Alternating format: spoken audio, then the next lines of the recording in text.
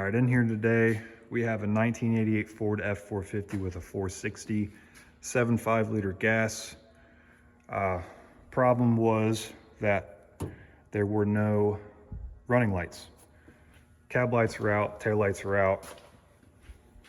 Lights here on the dash are out. Lights here were out on the climate control.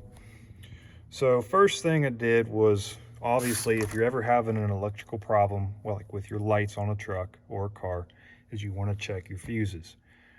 Don't overcomplicate it yet, because that's how you waste your time. Sometimes it could be something silly, and I'll explain that here in a minute, because it was. But on these particular trucks, position 10 and 11 on your fuse panel are going to be the lights for your headlights and your running lights here.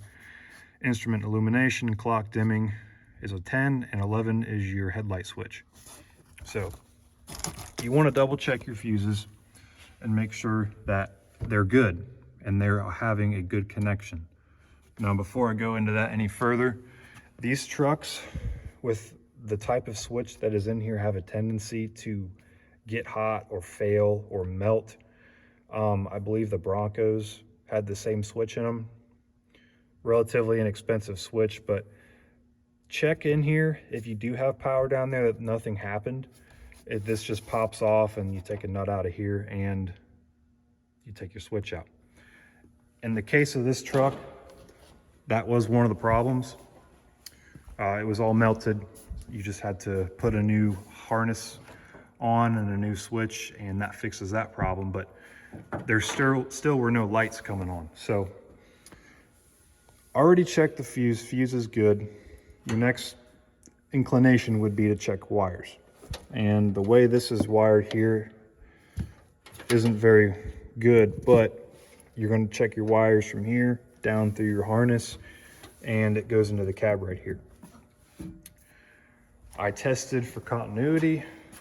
I tested everything you could test, and everything was fine, and I could not figure out what it was. Brings me back to the fuses here.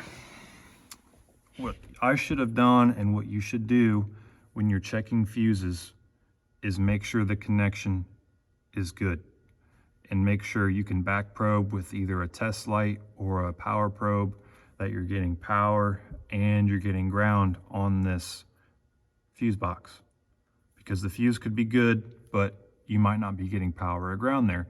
In this case, there was, but the problem was that in these pins in here, there was dirt, and just from years of getting dirt in the truck, and the fuse wasn't making a good connection with the fuse box. And that was the problem. So before you go about all of this, granted, it could be this. Certain trucks, like the airbox sits right here, and this harness sits right under it. It could rub, it could get a hole in it. I mean, it happens, but to simplify, most problems with these headlight switches in these trucks, or the lights not coming on, is either going to be your switch has failed, or your fuse panel is not making a good connection with your fuse. So that's all. Hopefully this helped a little bit. This is an old truck, so it's got other problems, but that's what I have to say. Thanks for watching.